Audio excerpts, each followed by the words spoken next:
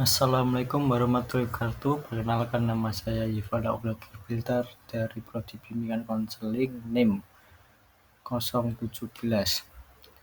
Di video ini saya akan menjawab pertanyaan dari uji kompetensi bahasa Indonesia. Langsung saja saya mulai.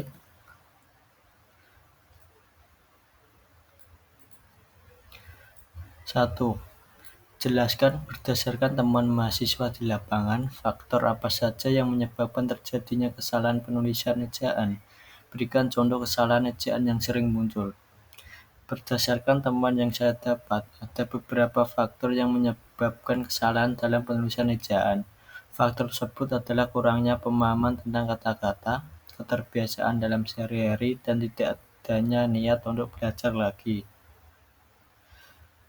Yang artinya bahwa seseorang akan melakukan kesalahan dalam penulisan ejaan ketika ia kurang menguasai kata-kata atau ejaan, lalu dengan adanya keterbiasaan dan malas belajar, maka faktor-faktor tersebut tidak ditirukan lagi dan akan terus melakukan kesalahan dalam penulisan ejaan. Contoh kesalahan penulisan ejaan yang sering muncul. Kesalahan penulisan ejaan di samping terletak pada kata dijual. Seharusnya dijual tanpa spasi, karena kata di adalah kata imbuhan dan kata jual adalah kata pasif. Contoh yang kedua adalah apotek. Yang benar adalah apotek pakai e bukan pakai e. Soal kedua, bagaimana langkah membedakan kutipan langsung dan kutipan tidak langsung dalam proses pengutipan? Jelaskan dan berikan contohnya. Cara membedakan kutipan langsung dan kutipan tidak langsung dengan cara 1. Melihat tulisan. Dalam kutipan langsung adanya tulisan di awal kalimat yang ditulis dengan beberapa baris dan adanya 2 tanda petik. 2 tanda petik itu adalah kutipan langsung. Kutipan tidak langsung tidak perlu menggunakan hal tersebut. 2. Langkah kedua adalah mencermati kalimat. Dalam kutipan langsung biasanya penulis menggunakannya pada awal kalimat dan disertakan tahun dan halamannya.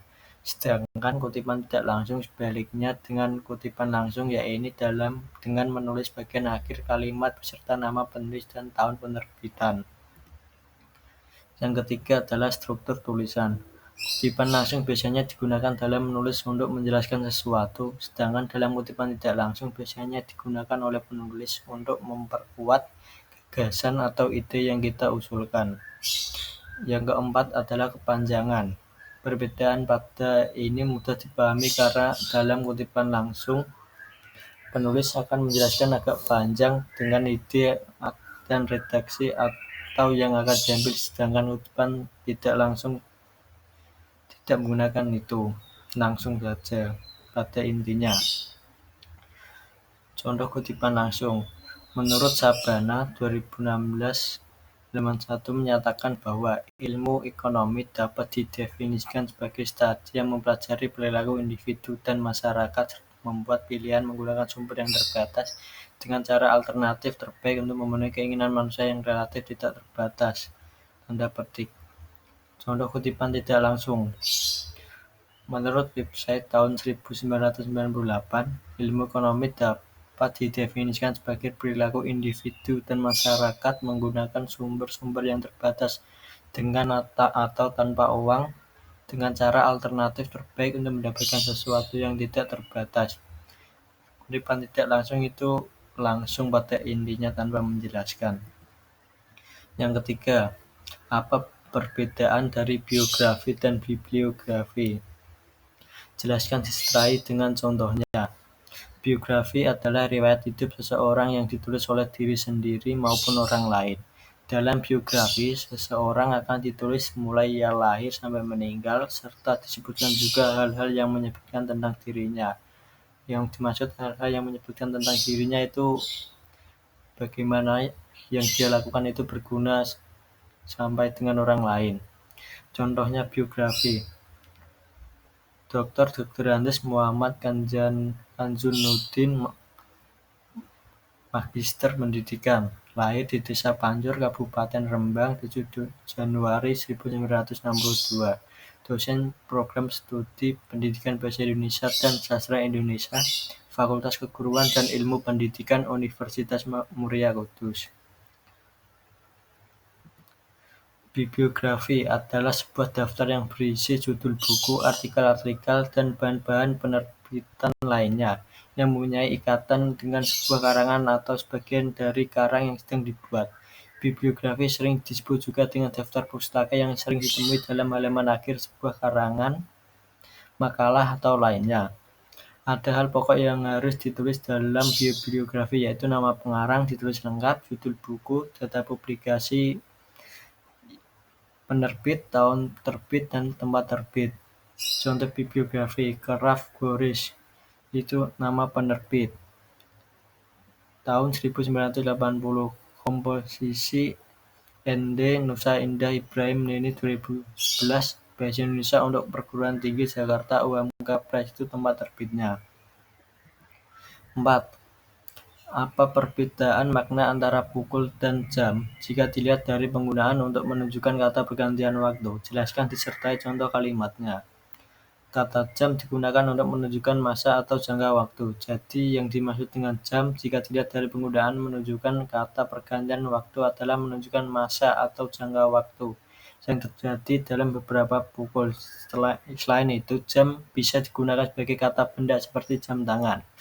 Contoh, ayahku bekerja 8 jam dalam sehari.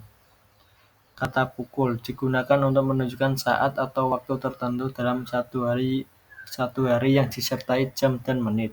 Contoh, perkuliahan hari Senin dimulai pukul 9. 5. Bahasa berdasarkan hakikatnya merupakan sistem bunyi makna. Jelaskan pernyataan tersebut dan apa kaitannya antara sistem bunyi bermakna dengan penggunaan bahasa. Bahasa itu berupa bunyi yang digunakan manusia untuk berkomunikasi. Bunyi tersebut disebut juga dengan fonem. Bahasa dinyatakan sebagai sistem lambang bunyi sebagai lambang-lambang bunyi tersebut mempunyai makna atau arti. Maka kaitannya sistem bunyi bermakna dengan pengguna bahasa adalah dalam berbahasa manusia akan membentuk bunyi-bunyi yang memiliki arti yang dapat dipahami oleh manusia lainnya. 6. Mengapa sering terjadi kesalahan penulisan tanda koma? Jelaskan disertai 5 contoh kesalahan tersebut. Pemisah unsur rincian dalam kalimat pada rincian terakhir yang biasanya diikuti kata hubung sebelumnya tetap diberi tanda koma. Tanda koma juga dipakai sebelum kata dan. Kesalahan tersebut sering terjadi karena kurang pemahaman dan keterbiasaan dalam penulisan. Oleh karena itu, kesalahan tersebut sudah menjadi hal yang wajar bagi setiap hari dan tidak memperhatikannya lagi. Contoh, Ani membeli baju, sepatu, dan tas. Seharusnya ada kata dan sebelumnya ada tanda koma. Arif bolos sekolah, karena ingin menonton pertandingan futsal. Kata koma harus berada setelah kata karena. 3. Dia ingin membeli alat memancing tetapi ia tidak punya uang. 4. Lemari, kursi harusnya ada koma tidak dan pintu adalah barang yang ada di rumah. 5. Hana pulang ke rumah, karena uang sakunya tertinggal. 7. Apa perbedaan makna dari tanda titik dua dengan titik koma? Jelaskan disertai 2 contoh penggunaan tanda tersebut yang benar. Tanda titik dua dipakai pada akhir suatu pernyataan lengkap yang diikuti pemerincian atau penjelasan. Namun titik dua tidak dipakai bila perincian tersebut merupakan pelengkap yang mengakhiri pernyataan. Contoh: 1. Mereka memerlukan perabot rumah tangga. 2. Kursi, meja, dan lemari. 2. Hanya ada 2 pilihan bagi para pejuang kemerdekaan. 2. Hidup atau mati. Titik koma. Tanda titik koma dapat dipakai sebagai pengganti kata penghubung untuk memisahkan kalimat setara yang satu dari kalimat setara lain di dalam kalimat majemuk. Contoh: 1. Hari sudah malam. 2. Anak-anak masih membaca buku. 2. Ayah menyelesaikan pekerjaan. 2. Ibu menulis makalah. 2. Adik membaca cerita pendek. Soal ke-8. Jelaskan mengapa sering terjadi kesalahan penulisan huruf miring. Berikan contoh kesalahan tersebut disertai pembenarannya. Huruf miring digunakan untuk menegaskan suatu kata, huruf, bagian kata, dan sekelompok kata dalam kalimat. Banyak kesalahan penggunaan karena kurang pemahaman tentang cara penggunaannya. Banyaknya kesalahan penulisan huruf miring disebabkan oleh kurang pemahaman dan penulisan huruf miring yang tidak sesuai. Kurangnya pemahaman tersebut dikarenakan tidak ada niat untuk belajar tentang huruf miring dalam suatu artikel atau buku-buku tertentu. Contohnya, angkringan ini menyediakan wifi gratis setiap malam. Kata wifi itu adalah kata dari bahasa Inggris yang harusnya garis miring. Yang benar adalah angkringan ini menyediakan wifi garis miring gratis setiap malam. 9. Jelaskan bentuk kesalahan penulisan konsonan dan vokal pada karya tulis ilmiah. Berikan contoh kesalahan tersebut disertai dengan pembenarannya. Huruf konsonan ada 21 huruf, yaitu B, C, D, F, G, H, J, K, L, M, N, P, Q, R, S, T, V, W, X, Y, dan Z. Kesalahan penulisan konsonan terbentuk dari kata baku, kata tidak baku, kata pengurangan, dan penambahan. Kesalahan ini sering terjadi karena ketika kita hanya mengetahui katanya dan tidak memahaminya. Contohnya, zaman yang benar pakai Z, yaitu zaman. Otomatik yang benar adalah otomatis pakai S. Huruf vokal ada 5 huruf, yaitu A, I, U, E, O. Kesalahan penulisan huruf vokal sering terjadi di kata baku dan tidak baku. Kesalahan ini terjadi karena kita hanya mengetahui huruf atau kata dan tidak memahami kata-kata tersebut. Contohnya, resiko yang benar risiko pakai I bukan pakai E. Hakikat yang benar hakikat pakai I bukan pakai E. Sekian jawaban dari saya. Assalamualaikum warahmatullahi wabarakatuh.